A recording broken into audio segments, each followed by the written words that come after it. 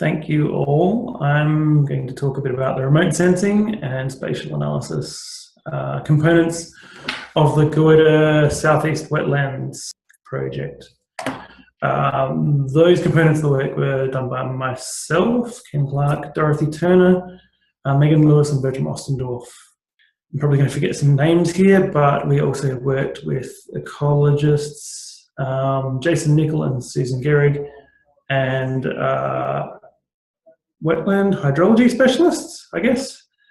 Kane Aldridge, Justin Brooks, and David Dean. I think that's everyone. So at the top is the full title of the project. Our aims were to determine historical trends in wetland vegetation response to the changing hydrology that we know has been happening a bit and we expect to worsen into the future, and then to develop conceptual models of the way the ecosystem responds to the changing hydrology for a few representative wetland types to cover sort of the gamut of wetlands in the southeast, and then apply these at the landscape scale.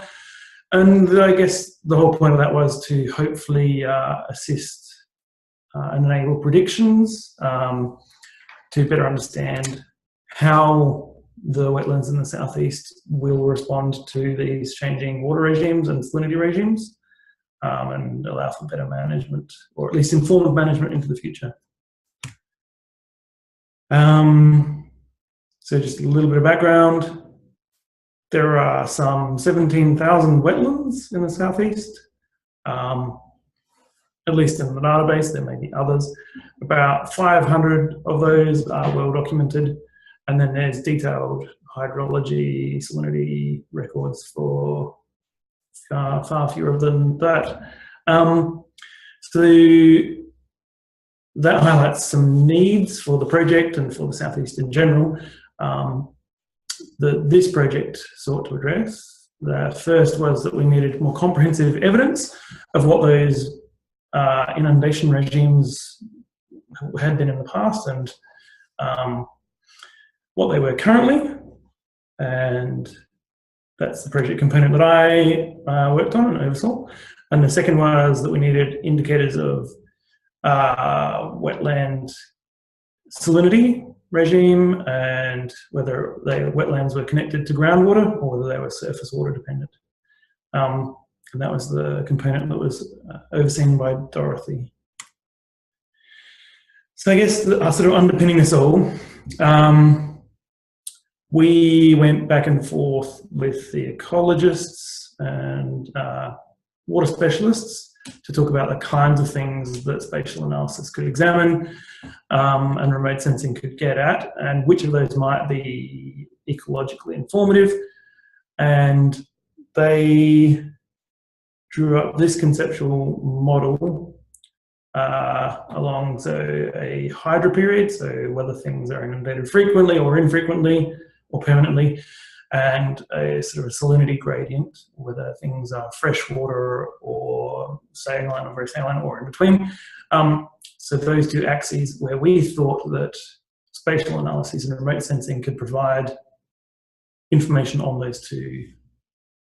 And then I'm going to sort of go through the project components that provided information or indicators along for each of those two axes.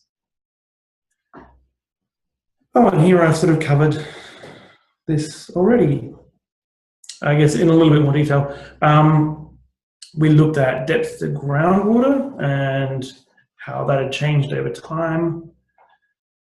I guess part of the thinking there was that we could look at which wetlands had in the past been very, very close to the groundwater surface and therefore had been connected to groundwater, and where that had increased to a large distance, so where they'd been formally dependent on groundwater and then disconnected from that, that would be a significant indicator of change in hydrology.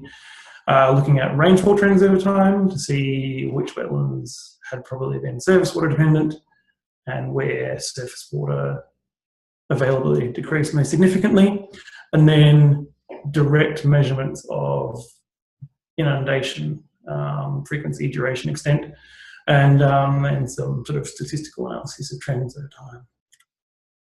So at that first component, Dorothy took the observation wells, so bores throughout the southeast in which groundwater and surface water measured regularly, their depth and their salinity.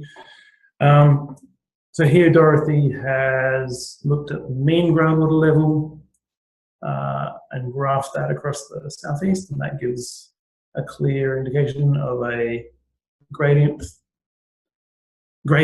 of the groundwater depth from east to west, with greater depth to groundwater in the east and lower depths in the west, which is not really surprising. In the middle panel there is the digital elevation model, so that's just altitude across the southeast. And then on the right, mean groundwater level in August and September. I'm not sure.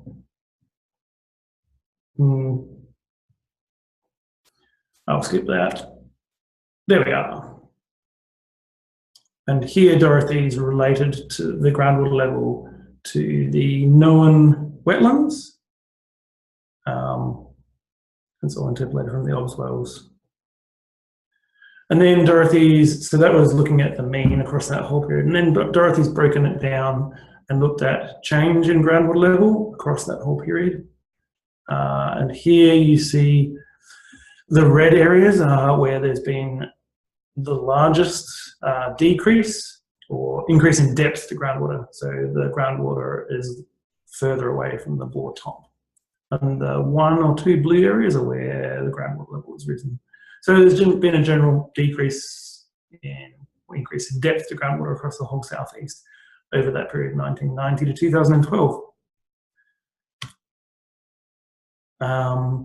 And then Dorothy's looked at data from the Bureau of Meteorology, so rainfall data over that whole area, and looked at change over time, and there's no significant change, statistically speaking. The increases and decreases that you see there are very small, and they were sort of within the range of the statistical noise, or the average variation. So there's been a decrease in groundwater availability. Some wetlands, that's been significant. So there's groundwater significantly less available for those wetlands. Surface water availability hasn't changed much, probably. So that was inferring from the groundwater records. Another component we did was looking at MODIS satellite imagery. So MODIS imagery is available cloud-free every 16 days because the satellite is overhead every 1 to 2 days, and then a cloud-free mosaic is sort of assembled from all the cloud-free pixels. So MODIS is very coarse resolution, so we can look at vegetation growth with imagery 250 meter pixel resolution, or inundation with 500 meter resolution. So it meant that we could only look at the very largest wetlands in the southeast with this imagery, but it meant that we could get a continuous record from 2000 to 2013 of the week-to-week inundation magnitude for each of those wetlands. So I'll give just a couple of the largest wetlands examples here. Here's a time trace. So up the top where it says time series, you see this is band 5 reflectance. So that's near infrared reflectance. So water absorbs very strongly in that region. So where you see very low values, that means that there was a lot of water there. It was absorbing all the radiation. There was very little reflectance. Where you see very high values, there was very little water, and so most of the near infrared radiation was reflected back. So this is a map of inundation over that period. The top is the actual inundation. The seasonal component is the average season, so it's the average pattern from year to year.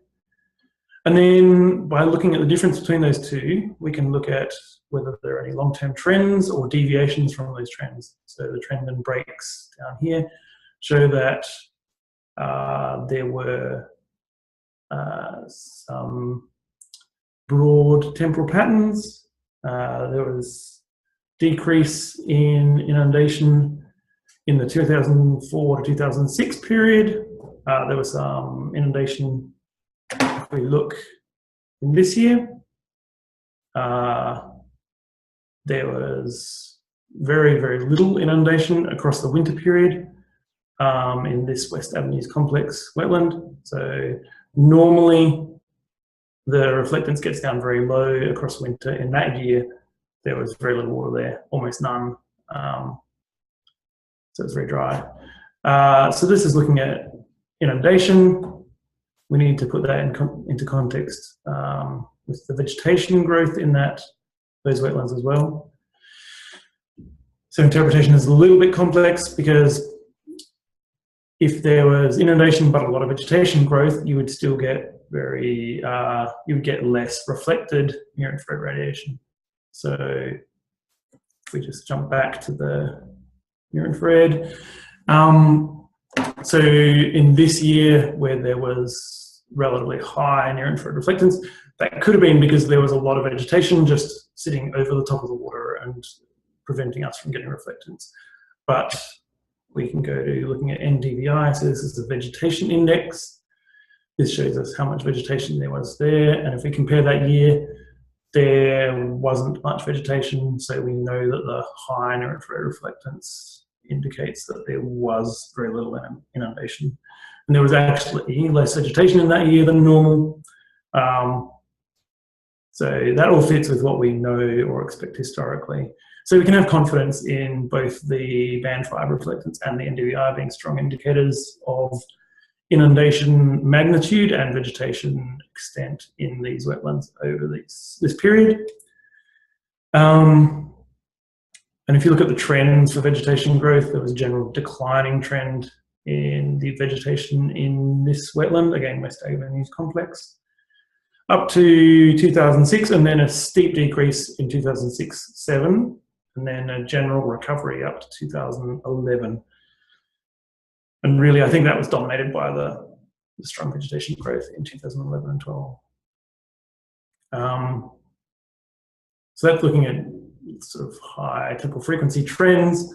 We can go to a higher resolution satellite image source, Landsat, and get, for a few wetlands, a better understanding of the spatial distribution of inundation. So Landsat has 30-meter pixels. It's overhead, a lot less frequent than the MODIS. So if you get a cloudy day, then you can go a month, 2 months, or much longer without cloud-free imagery.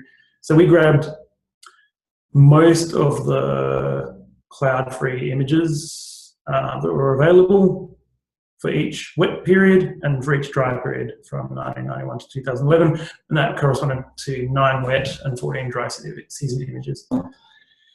We then calculated the area of inundation for several target wetlands, and here is Lake Horden south and north in the southeast.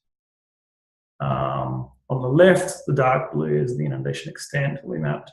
On the right is the flow measured into that wetland. And I guess the gist of that is that there's a reasonably strong relationship to the drain flow for Lake Horden north. For Lake Horden south, the relationship's weaker, and we can infer that Lake Horden south is much more reliant on regional or local rainfall. Lake Horden north is inundated by local rainfall and by regional rainfall channeled through that drain. So that it sort of informs where Lake Horden north and south is getting its inundation and where that inundation sits there. And we can look at perhaps if that's changed in which parts of that wetland and other wetlands that we studied have been inundated over those 20, 25 years.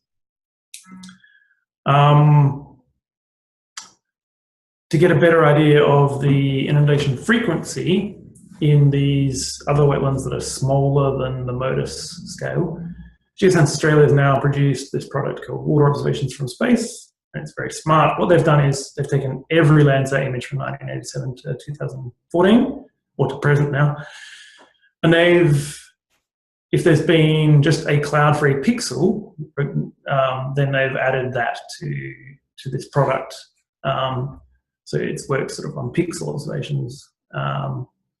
So for every clear observation for every pixel, they've calculated how many of those had some inundation. And then from number of clear observations and number of inundated, we can calculate the proportion that were inundated to get a frequency or proportion inundated measure for the southeast. So this map is inundation extended frequency for all of the southeast. We can then use that, compare that to the current mapping. So on the left is Lake Warden South and the way it's currently classified. So it's currently mapped as one big wetland unit, and it's currently classified as semi-permanent. On the right, you can see the WAFs, the water observations. So that's from very dark blue, meaning almost permanently inundated, through to red, meaning almost never inundated. So it shows that there's a lot of variation in inundation frequency for this wetland. Again, this is a little bit compounded by the fact that, so down here, this part of the wetland is inundated more frequently than this would suggest, but it's very, very vegetated. So this is a very good measure of open water inundation, and not really a measure of inundation per se, but still it provides a lot more spatial detail on the spatial pattern and the temporal pattern of inundation in that wetland.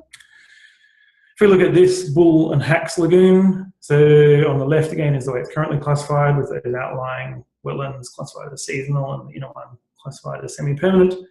And then on the right is the WAF's measure of inundation. And I don't think Bull is as heavily vegetated, so I think we would see inundation that was present there. Certainly if we look here, this part and through here are reasonably bare, and the fact that WAFs has shown that they are almost never inundated says that they are almost never inundated. So that classification as semi-permanent is almost certainly inaccurate now. So it could be used to update existing classifications. If we skip to Lake George is currently not assessed, is not classified. And again, we've got information on how permanently inundated it is. And as you see from the WAFs on the right there, it's perhaps not appropriate to classify it as a single unit because there's a few different sort of temporal patterns of inundation there.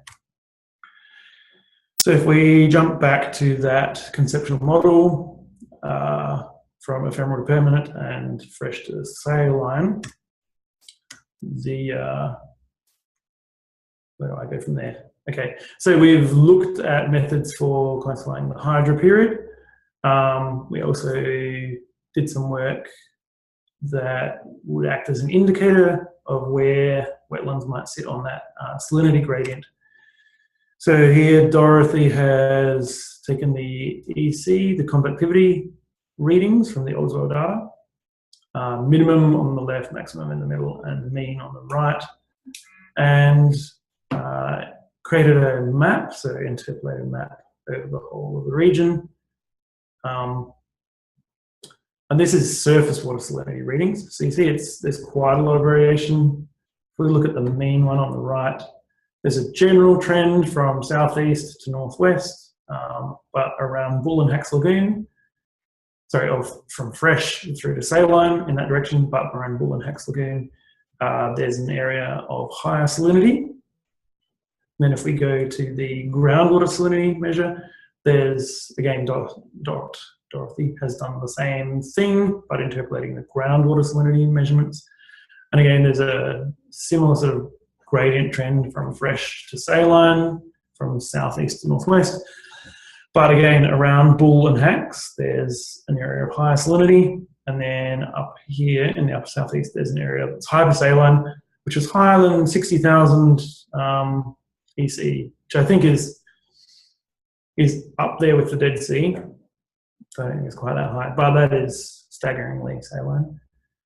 So that shows, by comparing the surface water salinity and the groundwater salinity, you might infer that where they're similar, wetlands are likely to be connected to the groundwater, and where there's a large difference, they are probably, the water is not communicating between the surface and the groundwater.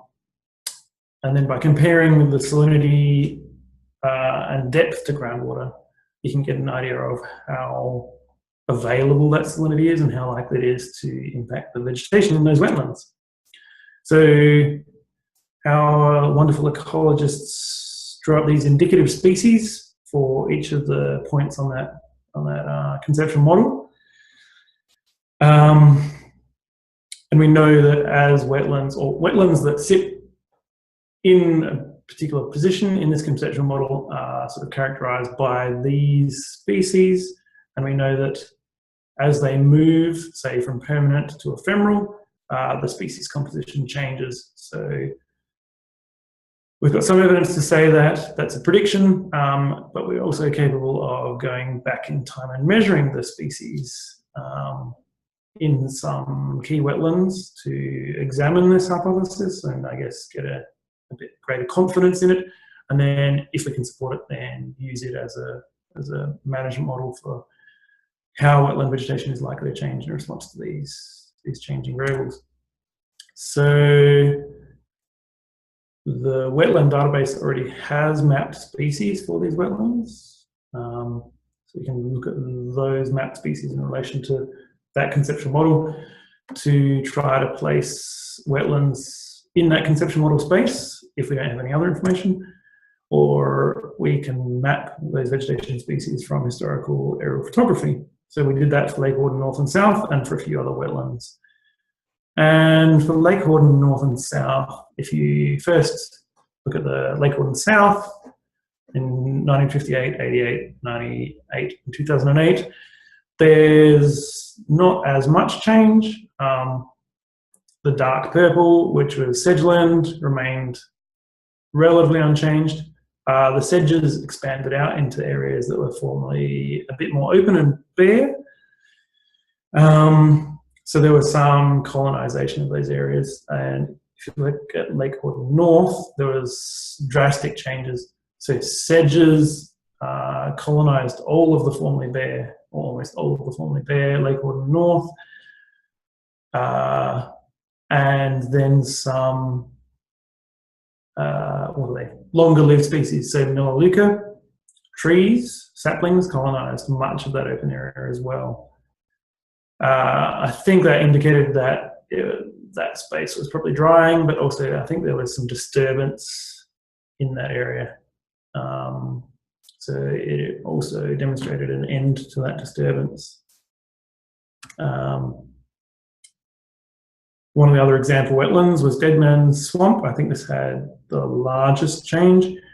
So in 1969, the wetland was characterized mostly by Balmia, which is a sedge. I'm not good with my plants.